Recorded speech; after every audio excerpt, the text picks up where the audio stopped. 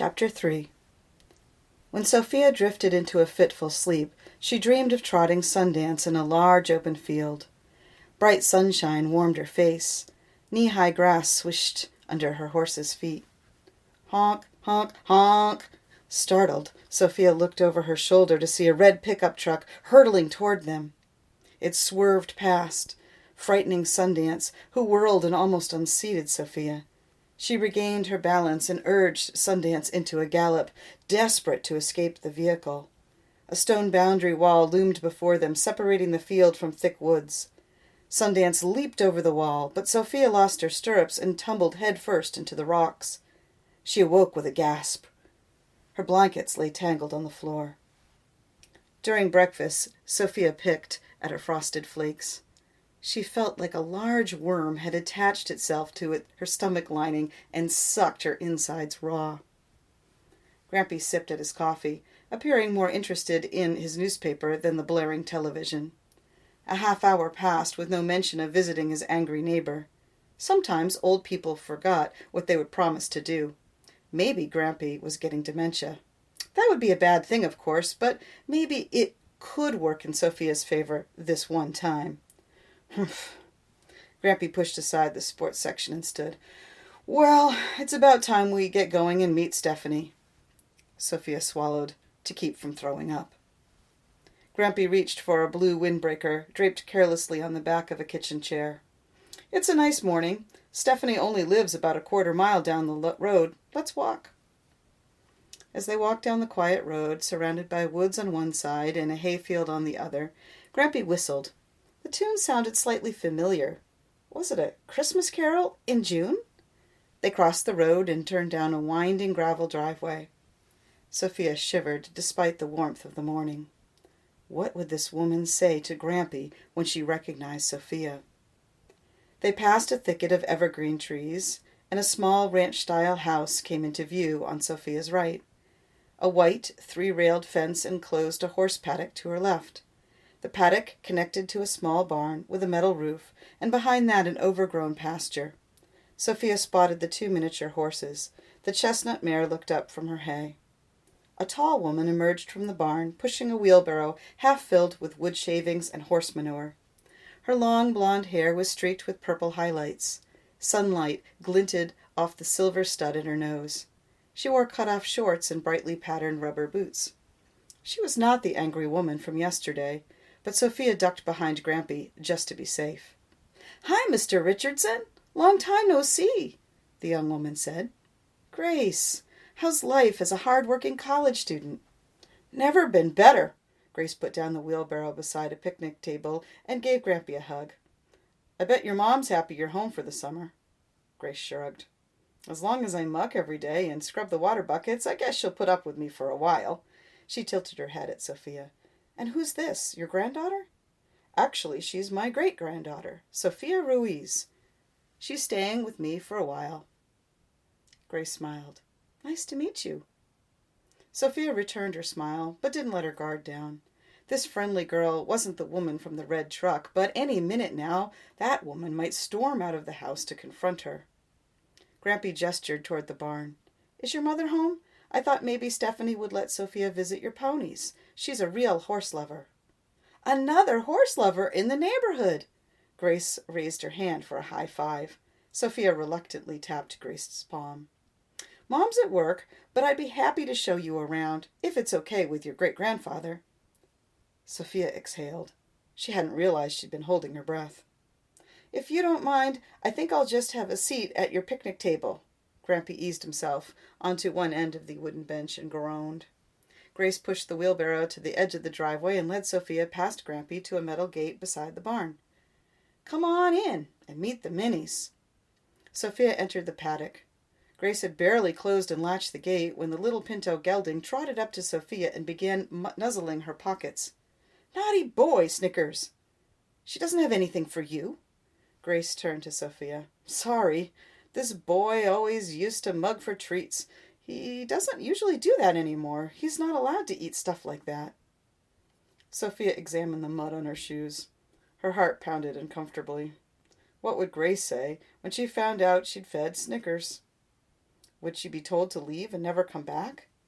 Sophia hadn't known it was against the rules. Grace seemed like a friendly, kind person, but Sophia knew people who appear nice can still hurt you. Admitting her mistake would be risky, but the truth would come out the second Grace's mother showed up. Maybe it was better to just get it over with. Actually, I visited him yesterday, and I gave him some apples. I'm really sorry. Your mother got pretty upset, and I... Grace laughed. Oh, I can imagine. She gets really overprotective of Snickers. Don't feel bad. You didn't know. Grace bent and flung her arms around Snickers' neck. You poor little starving boy. You know what the vet says. No sugar for you. She kissed him on the nose and turned back to grin at Sophia. Snickers loves candy, and he lives for it. He will do absolutely anything for peppermints. Seriously, all you have to do is crinkle the wrapper and he will jump through a hoop of fire if you ask him. Once, when I was really little, I snuck him a marshmallow peep from my Easter basket. All that gooey yellow goodness. He was in heaven. So every Easter after that, I always gave him half of my peeps. You know, half for me, half for him. He loves Pop-Tarts too, especially blueberry. Sophia smiled as she imagined how Grandma Lisa might react if she fed Sundance marshmallows. Why isn't Snickers allowed to eat candy now? He got pretty fat. Well, he's still too fat, actually. But a few years ago, he developed a condition called laminitis. Have you heard of it? Sophia shook her head. Grace pointed to her thumb. You know how your fingernail is attached to your finger? Imagine what it would feel like if the tissue under your fingernail swelled up. That would hurt, wouldn't it? Sophia nodded, wondering what fingernails had to do with a horse getting sick. A horse's hoof is kind of like a fingernail, only a lot thicker. When a horse gets laminitis, the tissues that connect a horse's hoof to the coffin bone in his foot begin to swell. It's incredibly painful, and can make the horse so lame he can barely walk. If it gets bad enough, the horse sometimes has to be put down. And eating sugar causes laminitis? Sophia fed Sundance treats almost every day when she lived with Grandma Lisa, and he never got laminitis. It can in certain horses like Snickers. Our vet did some blood tests, and we discovered Snickers' insulin levels were really high. That's probably why he got laminitis in the first place, and it puts him at risk for getting it again. His body can't handle extra sugar, so he has to have a special diet. And apples are bad too? Sophia always thought apples were healthy. Believe it or not, apples contain quite a bit of natural sugar. Mom likes to be on the safe side, so she has a no-treat rule. In fact, Snickers isn't even allowed to eat green grass. What does he eat then? Sophia couldn't imagine what it must be like for a horse not to be allowed to eat grass. This must be why the horses were kept in a dirt paddock instead of in the large pasture area behind the barn. Hay. It's safer than grass, because it's lower in sugar, and he gets a supplement with vitamins and other stuff he needs. The gelding pushed his nose against Sophia's leg. I'm not giving you any more treats, mister. Cut it out, Snickers. Grace shook her finger at the pinto. He belongs to my brother, but Kevin hardly ever sees him because he's serving in the Marines. Do you want to meet my little sweetie pie? Her name is Kit Kat. I've had her since I was 4. Compared with Snickers' blue eyes and brown, black, and white coloring, Kit Kat's chestnut coat seemed rather ordinary, but Sophia had to admire the dainty mare's large, intelligent-looking eyes and tiny ears. She was even smaller than Snickers, and definitely trimmer. Did you ride her when you were little? Grace shook her head. She's too small for anyone to ride. I had a few pony rides on Snickers when I was really little, but Mom used to own a big horse named Toby, and we all rode him. We used to take him to shows. I won tons of blues on him. He sounds really awesome. You don't have him anymore? Sophia asked. Grace sighed. Toby died almost 2 years ago, right after I left for college. That's sad. I'm sorry. Sophia didn't want to think about how awful it would be if something happened to Sundance. Mom took it really hard. He was her baby before Kevin and I were even born. Sophia stroked Kit Kat's neck. I miss my horse, too. He didn't die, but I haven't seen him for a while. Grace clapped her hands. "Oh, you have your own horse! I want to know all the juicy details." Sofia smiled. "His name is Sundance, and he's a Palomino quarter horse." "Toby was a quarter horse, too," Grace said. "Only he was a bay, with a star on his forehead. Sundance has a blaze and 2 white stockings on his hind legs." "I bet he's beautiful," Grace said. "Do you ride him English or Western?" "My grandmother taught me how to ride English, but her boyfriend wants me to show Sundance in Western."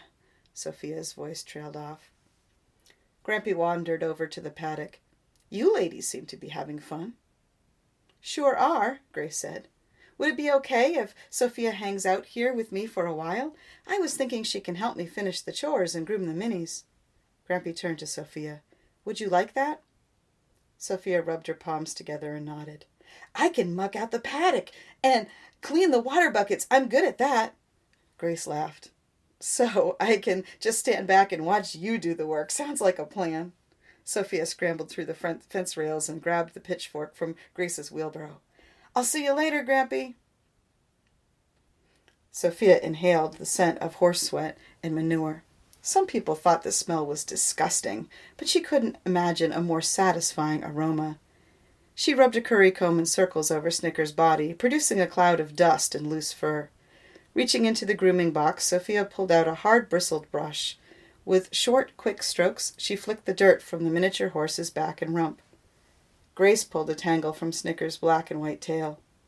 "You'd think no one ever grooms him, but I did yesterday, seriously." Sofia nodded. "I know what you mean. Sundance loves to roll in the mud right after I brush him." "What a stinker," Grace said. "And they step in poop after you pick out their hooves." Sofia laughed and ran her hand down Snicker's leg, gently lifting his tiny foot. He did indeed have manure wedged into his hoof, but she didn't mind. She carefully pried it out with a hoof pick. Grooming the horses had been one of her favorite activities when she lived with Grandma Lisa. The first few times she tried to pick out Sundance's feet, she feared being stepped on or kicked, but she'd learned to trust him. "Have you ever driven a cart with a horse?" Grace asked. Sofia shook her head. "Do you want to try? Snickers could use some exercise."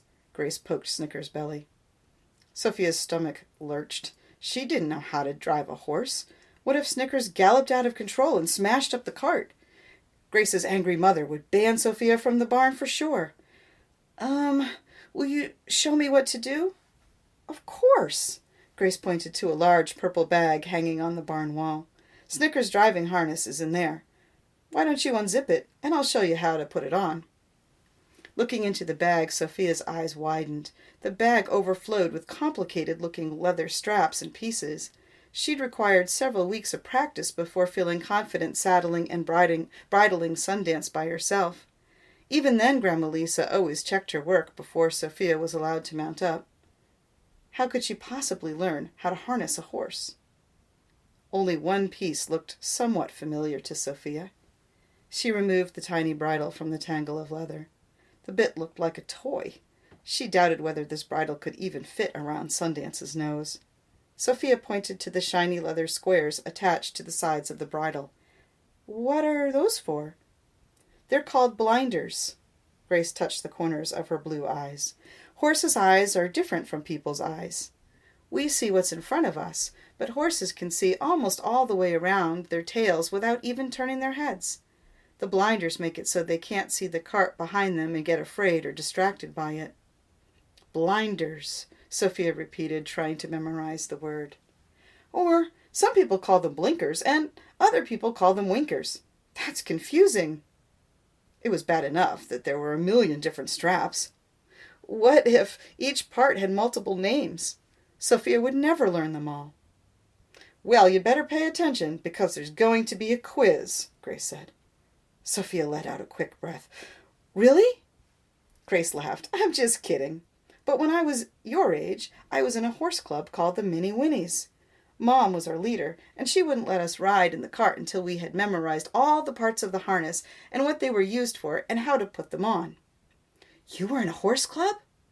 As much as the idea of having to memorize all the parts of the harness intimidated her, she'd love to join a horse club and meet some other kids.